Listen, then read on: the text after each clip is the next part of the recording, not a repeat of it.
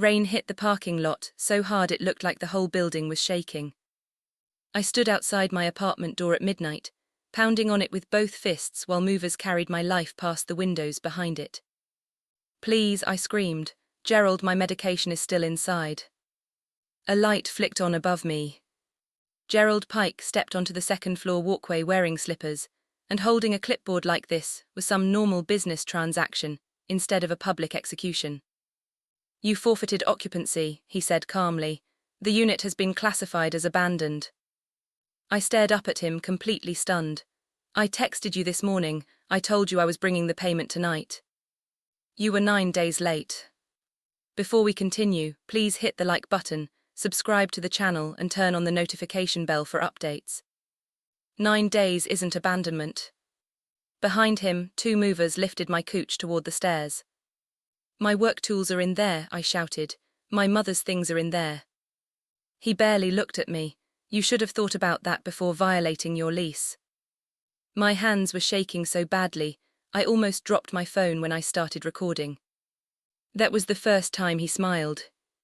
"Record whatever you want," he said. "Nobody fights this and wins."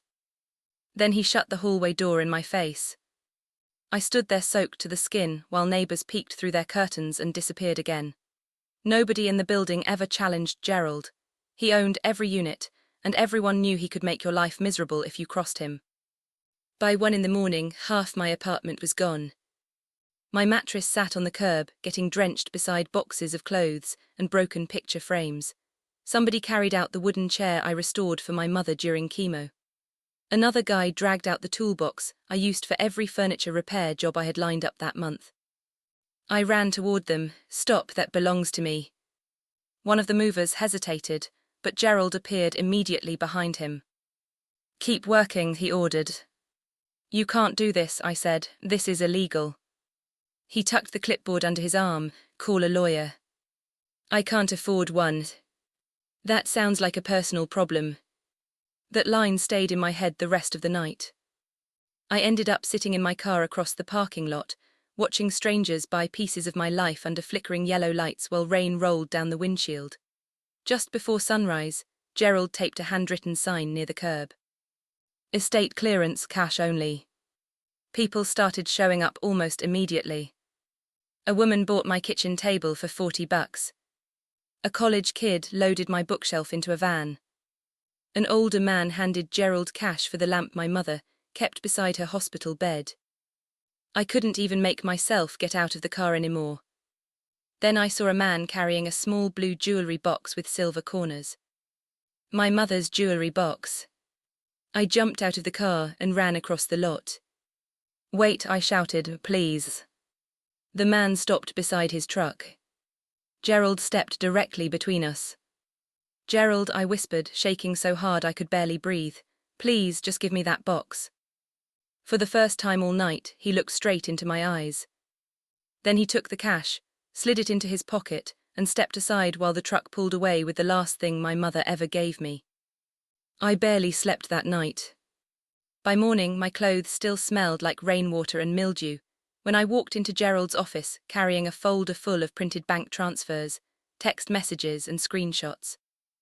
Proof that I had never abandoned that apartment. Gerald didn't even invite me to sit down.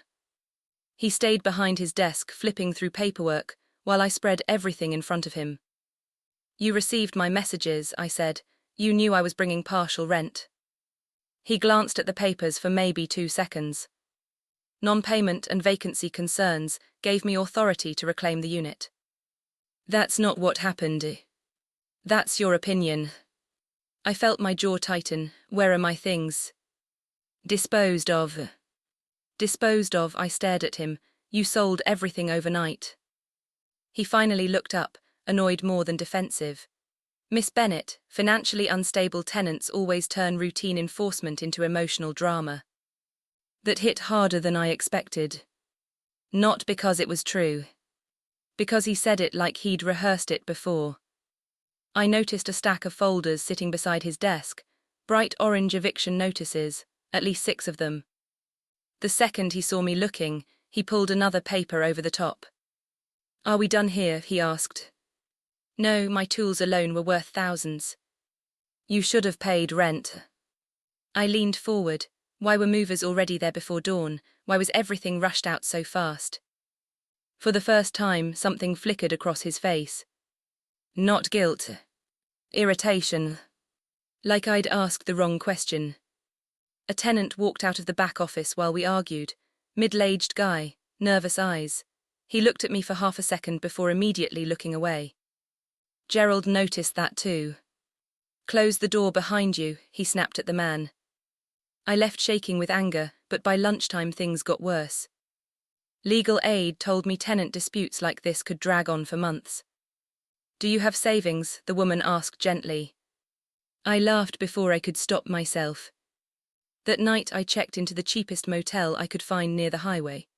The carpet smelled like cigarettes, and the bathroom light buzzed loud enough to keep me awake. I sat on the edge of the bed, staring at my empty hands. No apartment. No furniture. No tools. No idea what to do next. The next morning I drove behind a thrift store and found 2 broken dining chairs sitting beside a dumpster. Normally I would have ignored them. Instead, I loaded them into my trunk. Over the next few days, I borrowed cheap tools, stripped the wood by hand, repaired the legs, and filmed the process on my phone. I posted a short before and after video online mostly because I needed the distraction. I didn't expect anyone to care. But people did. The video hit 20,000 views in 2 days. Then 50,000. Comments poured in from strangers saying they liked watching someone rebuild things instead of throwing them away. I kept posting. Broken dressers. Damaged tables. Discarded chairs. And little by little, money started coming in from custom orders. For the first time since the lockout, it felt like I might survive this. Then one night my phone buzzed with a message from an account with no name and no profile picture. You're not the first tenant he's done this to. Attached was a blurry photo. Gerald stood beside a moving truck outside another apartment building. And in the corner of the image, somebody had circled the date. 3 years earlier. 3 weeks after losing my apartment, one of my restoration videos exploded overnight. I woke up in the motel and nearly dropped my phone when I saw the numbers climbing. Hundreds of thousands of views, thousands of comments. People weren't just talking about the furniture anymore, they were talking about the lockout. Especially after I casually mentioned that my landlord sold everything I owned before I could even get inside. The comments turned ugly fast. That's illegal. My old landlord tried this too. She needs a lawyer. Name him. By afternoon, local pages had reposted the clip, and a reporter named Dana Morales sent me a message asking if I'd talk on camera. We met outside the apartment building 2 days later. I almost cancelled when I saw Gerald's truck parked out front. Dana clipped a microphone onto my jacket. You okay? Not really. Just tell the truth. At first it went smoothly. I explained the late payment, the texts, the overnight sale. Neighbors watched from balconies while Dana filmed the building behind me. Then Gerald walked straight into frame. You should probably hear both sides before broadcasting lies, he said. Dana turned immediately. Sir, are you the property owner? I am, and this woman voluntarily abandoned her unit. I felt heat rush into my face. That's not true. Gerald ignored me and looked directly at the camera. She stopped paying rent, disappeared for days, then came back after legal reclamation procedures were completed. You locked me out overnight. You abandoned the premises. I pulled out my phone with shaking hands. I texted you the entire day, I have timestamps. And I have signed abandonment notices, he replied calmly. Then he opened a folder and held up papers with my name signed across the bottom. For a second I actually stopped breathing. Because the signature looked almost real. But not real enough. That's forged, I said quietly. Gerald shrugged. That sounds like another accusation. Dana stepped closer immediately. Can we get copies of those documents? No. The tension in the parking lot shifted instantly. Even the neighbors watching could feel it now. Something was wrong. That interview spread faster than my original video. Former tenants started messaging me privately after recognizing Gerald on camera. One woman said he emptied her unit while she was in the hospital visiting her father. Another said he pressured tenants into paying maintenance fees in cash with no receipts. And every story sounded just close enough to mine to make my stomach turn. A former tenant named Lewis agreed to meet me at a coffee shop that weekend. He targets people who ask questions, he told me quietly, especially about money. What kind of money? Lewis looked around before answering. Cash payments, repairs that never happened, weird fees. That same day, I went back to Gerald's office demanding a copy of my original lease. He opened the filing cabinet slowly. Then frowned. He muttered, looks like your file is missing. You're lying. If you're accusing me of misconduct, you should be careful. I left before I said something reckless. That night, somebody broke into the small storage garage I'd been renting as a workshop. At first I panicked, thinking they'd stolen my tools. But nothing expensive was missing. Not the equipment. Not the furniture. Just one cardboard box. The box holding printed tenant complaints and screenshots people had been sending me about Gerald. I was still standing there staring at the empty shelf when my phone rang. Unknown number. I answered carefully, hello. A man's voice came through in a whisper. You don't understand what he's protecting. The man told me to meet him before sunrise at a diner off the highway. I almost didn't go. But at 5:30 the next morning, I walked into a half-empty diner smelling like burnt coffee and bacon grease, and found Lewis sitting in the back corner wearing a hoodie pulled low over his face. He looked terrified. You said Gerald's protecting something, I said as I slid into the booth. Lewis checked the windows before answering. He's been doing this for years. Doing what? Cycling tenants. I frowned, I don't understand. Lewis leaned closer. Fake abandonment claims. He pushes people out fast before they can fight back, then he reports units as vacant and damaged. And he files insurance claims on them. The pieces started locking together, so fast it made me nauseous. The forged signatures. The overnight clearouts. The missing lease files. The cash-only payments. The terrified tenants. He's committing fraud, I whispered. Lewis nodded once, a lot of it. He explained that Gerald would pressure struggling tenants with fake fees and threats until they either left quietly or fell behind. Then he'd clear the units, inflate repair costs, and collect payouts through shell contractors tied to his friends. And nobody reported him. They tried. What happened? Lewis looked down at his coffee. Most people didn't have money to fight him. For the first time since the lockout, I understood why Gerald had looked so confident while selling my life in the parking lot. This wasn't new to him. I spent the next week working non-stop with Dana, the reporter. She dug through county records while I organized messages from former tenants. And the deeper we looked, the uglier it got. Multiple lawsuits quietly dismissed. Insurance claims filed right after tenant removals. Units declared abandoned, even while tenants were still communicating with management. Then Dana found something worse. Flore, she said over the phone one night, your building has claimed vacancy damage payouts 3 separate times in 4 years. I stared at the wall of my workshop, but the units were occupied. Exactly. That was the moment I stopped thinking of this as just my story. I uploaded everything publicly. Screenshots. Documents. Videos. Tenant statements. I pinned it all to my social pages with one caption. If this happened to you, contact me. The response was immediate. Inspectors showed up at Gerald's properties within days. Tenants started refusing rent payments until records were reviewed. One of Gerald's contractors deleted his company website overnight. Then Gerald started calling me. At first angry. You're spreading lies. Then threatening. You have no idea what kind of lawsuit is coming your way. Then desperate. You need to take those videos down. I ignored every call. But the pressure kept building.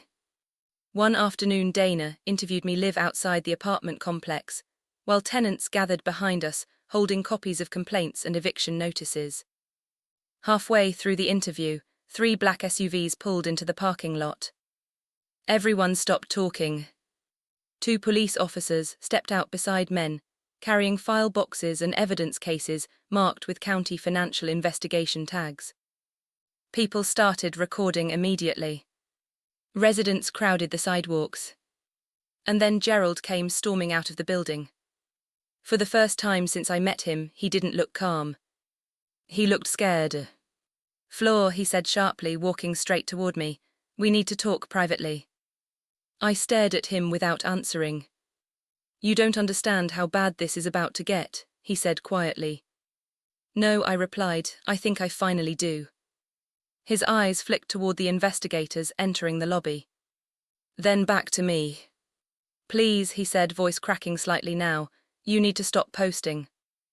Before I could answer, 2 investigators walked past us carrying evidence boxes labeled "Financial Seizure Evidence." And Gerald went completely silent. Over the next month, everything Gerald had hidden started coming apart in public. Investigators interviewed former tenants for hours at a time. Insurance auditors subpoenaed records from contractors connected to his properties. County officials compared eviction filings against utility records, payment logs, and surveillance footage. And every new document pointed to the same pattern. Gerald had been removing vulnerable tenants for years, using fake abandonment claims. If someone questioned fees, asked for receipts, or fell behind after a medical emergency or job loss, he targeted them. Once the tenant was locked out, he rushed the unit into vacancy recovery, inflated repair invoices, filed insurance claims, and rotated in new renters before anyone could challenge the paperwork. The reason he moved so fast with me finally became clear during one of Dana's calls. "Flore," she said, "we found out why he panicked." She sent me a screenshot from one of my old restoration videos. I had filmed inside the basement workshop of the apartment building weeks before the lockout while sanding down an antique cabinet. In the background, barely visible on a storage table, were accounting ledgers and handwritten payment sheets. The investigators zoomed in and matched them to unreported cash payments connected to Gerald's properties. I sat there staring at my own video in disbelief. I hadn't even realized I recorded evidence. Gerald had. And the moment he noticed, he decided I had to go. That realization hit me harder than losing the apartment itself. He didn't just throw me out because I was late on rent. He erased my life because I accidentally became dangerous to him. A few weeks later, Dana invited me to sit in during a hearing where investigators reviewed evidence tied to the forged abandonment notices. I watched footage from the night I got locked out play across a monitor. There was Gerald calmly selling my furniture, while legal filings claiming I had voluntarily vacated sat time-stamped in another window beside it. One investigator shook his head slowly. He didn't even wait until morning. I couldn't answer. Then came the moment that finally broke me. A detective placed a small blue jewelry box on the table. My mother's jewelry box. They recovered it from a pawn shop 2 counties away. I just stared at it for a second before opening the lid with shaking hands. The little gold necklace inside was still there. I started crying so hard I had to leave the room.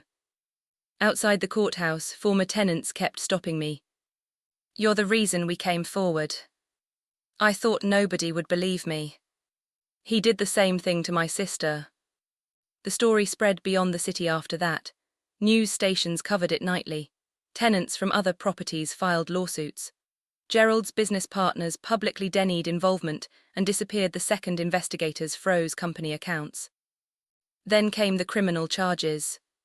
Forgery, insurance fraud, tax evasion, illegal eviction practices.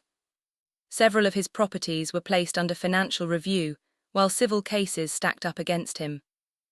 And while his life collapsed, mine slowly rebuilt itself. The restoration videos kept growing. Companies started sponsoring projects. Clients commissioned custom furniture. I rented a real workshop and hired 2 assistants, both women who had also dealt with housing instability. 4 months earlier, I had been sleeping in my car watching strangers buy my belongings in the rain. Now people waited months for my restoration work. The last time I saw Gerald was outside the courthouse after another hearing. Cameras crowded the front steps while reporters shouted questions at him. He spotted me near the parking lot and walked over quickly. He looked older now, smaller somehow. "Flore," he said quietly, "please." I didn't respond.